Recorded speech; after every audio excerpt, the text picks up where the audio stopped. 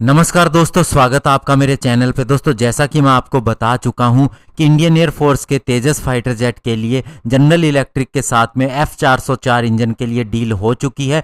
तो आज हम बात करेंगे कि क्यों ये इंजन खास है और स्पेशली इंडियन एयरफोर्स के लिए ये क्यों खास है, इसका फ़ायदा क्या होगा, आज इसी पे बात करेंगे। चलिए दोस्तों, शुरू करते हैं। दोस्तों, जनरल इलेक्ट्रिक ने ये बार बार कहा है कि F404 वो पहला मिलिट्री इंजन है जिसे स्पेशली लो मेंटेनेंस कॉस्ट को ध्यान में रखते हुए डेवलप किया गया है और इसका लक्ष्य ये है कि ऑपरेटिंग कॉस्ट एयरक्राफ्ट का कम से कम हो सके।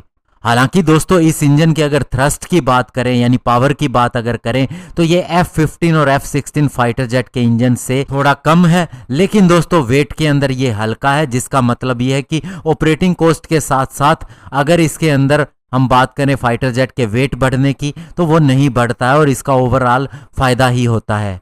और स्पेशली दोस्तों, जो एयरक्राफ्ट कैरियर के ऊपर जब हम किसी फाइटर जेट को ऑपरेट करते हैं तो उसकी मेंटेनेंस के लिए ज़्यादा प्रॉब्लम होती है, एरिया कम होता है और भी बहुत सी रेस्ट्रिक्शन होती है, तो उसी को ध्यान में रखते हुए इसे डेवलप किया गया था। और इस इंजन के 6 मॉड्यूल, जिन्हें हम जानते हैं fan, compressor, combustor, high pressure turbine, low pressure turbine और आफ्टर बर्नर, इन सभी को ऐसे तैयार किया गया है कि इनकी मेंटेनेंस के अंदर किसी भी तरह की प्रॉब्लम ना हो और स्पेशली एयरक्राफ्ट कैरियर के ऊपर से इन्हें मेंटेन किया जा सके।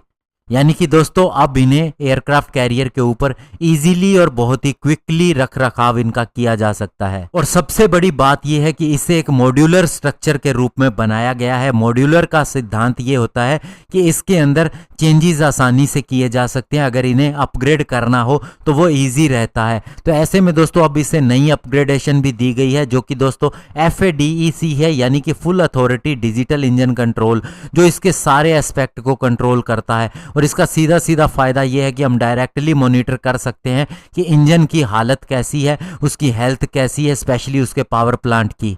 और अभी तक दोस्तों इस इंजन के कई वेरिएंट आ चुके हैं, लेकिन सबसे बड़ी बात यह है कि जो वर्जन इसका तेजस MK1A के लिए डेवलप किया गया है, यानी कि F404 IN20, उसके अंदर सबसे ज़्यादा थ्रस्ट है, यानी हाईएस्ट थ्रस्ट वाला ये इंजन है, पावर वाला इंजन है। हालांकि दोस्तों इंडियन एयरफोर्स का शुरू के अंदर प्लान ये था कि इससे केवल प्रोटोटाइप को पावर दी जाएगी और बाद में हमारा लोकली बनने वाला कावेरी इंजन तेजस फाइटर जेट के अंदर लगाया जाएगा, लेकिन दोस्तों अभी भी वो पूरी तरह डेवलप नहीं हो सका, या कहें कि उसके अंदर थ्रस्ट उतना नहीं मिल सका जितना हमें चाहिए। तो इसीलिए बाकी के तेजस फाइटर जेट को पावर देने का काम F404 इंजन ही करेगा। और जहां तक दोस्तों बात है कि इस इंजन की मान्यता क्या है, तो साउथ कोरिया का लोकली बनाया हुआ T50 ट्रेनर जेट और लाइट अटैक फाइटर जेट के अंदर भी इसका इस्तेमाल हो रहा है। इसके अलावा बोइंग के T7A रेड हाक ट्रेनर जेट के अंदर भी इसी का इस्तेमाल हो रहा है और माना जा रहा है कि ये एक एडवांस ट्रेनर है और US एयरफोर्स इसका ऑर्डर भी देने जा रही है। और यही कारण है कि ऐसे 350 इंजन और उस फाइटर जेट के लिए खरीदे जा सकते हैं। हालांकि अभी तक दोस्तों इनका मैन्ड एयरक्राफ्ट के ऊपर ही इस्तेमाल किया गया है। कोशिश की गई थी इसे, जो stealthy X-45C unmanned combat air vehicle है, लेकिन बाद में उसे कैंसिल कर दिया गया। और दोस्तों जब हमारे तेजस के प्रोटोटाइप के अंदर इस इंजन को लगा के पहली उड़ान भरी गई थी 2008 के अंदर, तो उस समय जनरल इलेक्ट्रिक ने यह क्लेम किया था कि 4000 F404 इंजन दुनिया भर के अंदर बेचे जाएंगे और सबसे बड़ा उसके अंदर रोल होगा इंडिया का, और वही आज साबित हो रहा है। और साथ ही अगले दशक के लिए भी ये इंजन बुक होने वाले हैं, स्पेशली तेजस T50 T7A फाइटर जेट के लिए।